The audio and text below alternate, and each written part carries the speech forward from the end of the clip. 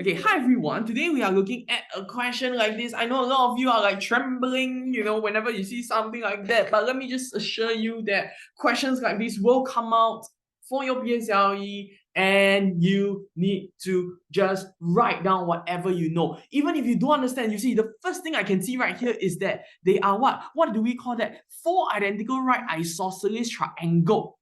Right or not? Right or not? So that is actually one thing that you kind of should know, right? That this and this is equal, this and this is equal, this and this is equal. What else? This and this is equal. That's at least the first thing that you need to understand. Do you agree so far? Now, then another thing I see, right, is this, right? Is that the shaded area of the figure. Now, from here itself, can you see that there are four right angle triangle? Agree so far? And that is actually equals to 200 meters square. Agree? Find Mr. Green Man first, which is one right angle triangle, 200 divided by 4. We get to a beautiful answer of 50 meters square. Okay, even if you don't have, or even if you don't know how to solve, at least you write this down so that you get some backup marks. Don't leave it empty. And the beauty of writing it down is that the more you write, the clearer it gets. The clearer it gets, the more confident you become. The more confident you become, the chances of you getting it correct is higher. Do you agree so far? All right, now, so what happens next, right, is this, okay? You know that a right angle triangle is 50 meters. Now, the next thing you want to do, right, is to ask yourself, can I form a shape that I'm familiar with?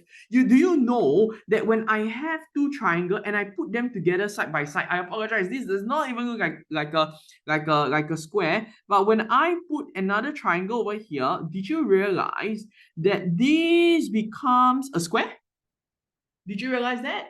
Oh, wow. So when that happens, so basically I'm going to shift this up, right? Now I'm going to shift this up. I'm going to put it over here. True? When I see that, I know that 2 triangle is equals to 1 square, and 2 triangle is equals to 1 square, which is equals to 50 times 2, and that gives me 100 meters square. If you know the area of a square, you should be extremely, extremely happy, because the moment you know that this is 100 meters square, right, you know that the sides are all the same. True? That means to say the sides of a square will be 10 times 10. Does it make sense to you? Now, so we know that it is 10 by 10. That means to say, I can actually find the perimeter of the square already, right? I know the printout is not that clear, but actually what they're trying to tell you, right, is that this over here, right, is actually 2 meters. Maybe I should just use something brighter to show you. Can you see that this is 2 meters? All right, can you see that this is 2 meters? So if I know that this much, right, is 10, what I'm trying to tell you is that this is actually how many meters? 8 meters.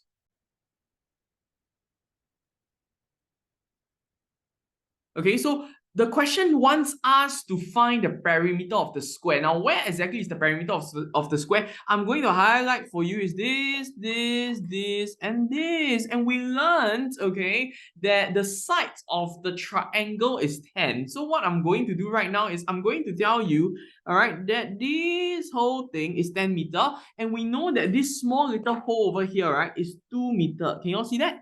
If this whole thing is 10 meter, let me just zoom it in further so that you are able to see. Can you see that the whole thing is 10 meter? Can you see from here, this point, all the way down is 10 meter, correct or not? And this small little hole is 2 meter. Teacher Joseph, how do you know that? Because the question says that this part is 2 meter, correct? Oh, this small little part here is 2 meters. So therefore, this must be 10 meters minus away 2 meters, which is equals to 8 meters. Which one am I referring to? Which 8 meters am I referring to? I'm just referring to the square itself, which is anywhere from here down all the way to this point. Can you see that?